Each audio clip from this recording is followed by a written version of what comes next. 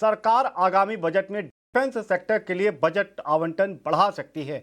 सूत्रों के हवाले से खबर जो मिल रही है उसके मुताबिक डिटेल्स ये बता रही हैं कि न सिर्फ आवंटन बढ़ेगा बल्कि सरकार का डिफेंस सेक्टर में जो फोकस है वो भी और ज़्यादा आक्रामक रहेगा। इसी पर डिटेल जानकारी के साथ जुड़ रहे हैं हमारे सहयोगी प्रकाश प्रियदर्शी। जी प्रकाश, बताएं। देखिए, डिफेंस सेक्टर के लिए काफ़ी पॉजिटिव डेवलपमेंट है। जो जानकारी हमें मिल रही है उसके हिसाब से सरकार आगामी बजट में जो ओवरऑल डिफेंस बजट है उसमें काफ़ी बढ़ोतरी कर सकती है। सूत्र हमें बता रहे हैं कि इससे संबंधित जो प्रस्ताव है डिफेंस मिनिस्ट्री ने तैयार कर लिया है और इससे संबंधित जो रिकमेंडेशंस हैं वो वित्त मंत्रालय को सौंप दिए गए हैं, जिसमें इस बात की मांग की गई है कि जो ओवरऑल डिफेंस बजट है उसमें कम से कम 20 से 25% की बढ़ोतरी की जाए।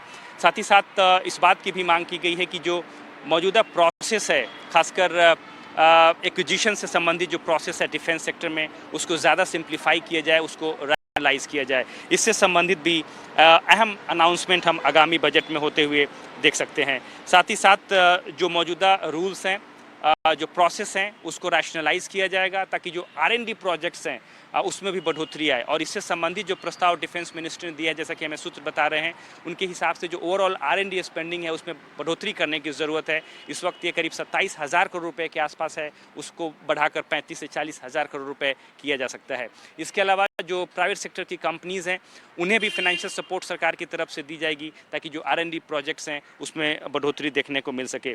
इसके अलावा डिफेंस सेक्टर में लेवल प्लेइंग फील्ड क्रिएट हो, इसके लिए नेसेसरी अमेंडमेंट जो है वो सरकार लाएगी ताकि एक लेवल प्लेइंग फील्ड हो प्राइवेट सेक्टर के लिए, पब्लिक सेक्टर जो कंपनीज़ हैं उनके लिए, ताकि जो डिफेंस मैन्युफैक्चरिंग है उसमें बढ़ोतरी देखने को मिले। हालांकि अभी तक इसमें काफ़ी इम्पॉर्टेंट ग्रोथ हमने देखी है पिछले कुछ सालों के दौरान, लेकिन सरकार की कोशिश ये है कि अब फाइनेंशियल सपोर्ट, खासकर R&D सेक्टर सेगमेंट जो है उसमें प्राइवेट सेक्टर को भी सरकार की तरफ से सपोर्ट दी जाए। जो इम्पॉर्टेंट प्रोजेक्ट्स हैं वो पब्लिक सेक्टर कंपनीज़ के तर्ज पे प्राइवेट सेक्टर कंपनीज़ को भी मिले और उससे संबंधित जो नियमों में ज़रूरी बदलाव करने की ज़रूरत है वो भी सरकार करेगी। और अब बात इंश्योरेंस सेक्टर की। वित्त मंत्री ने लोकसभा में सबका बीमा सबकी रक्षा बिल 2025 पेश कर दिया है। बिल के बारे में विस्तार से जानकारी दे रहे हैं सहयोगी अनुराग शाह। अनुराग, बताएं कि आखिर ये बिल क्या कहता है।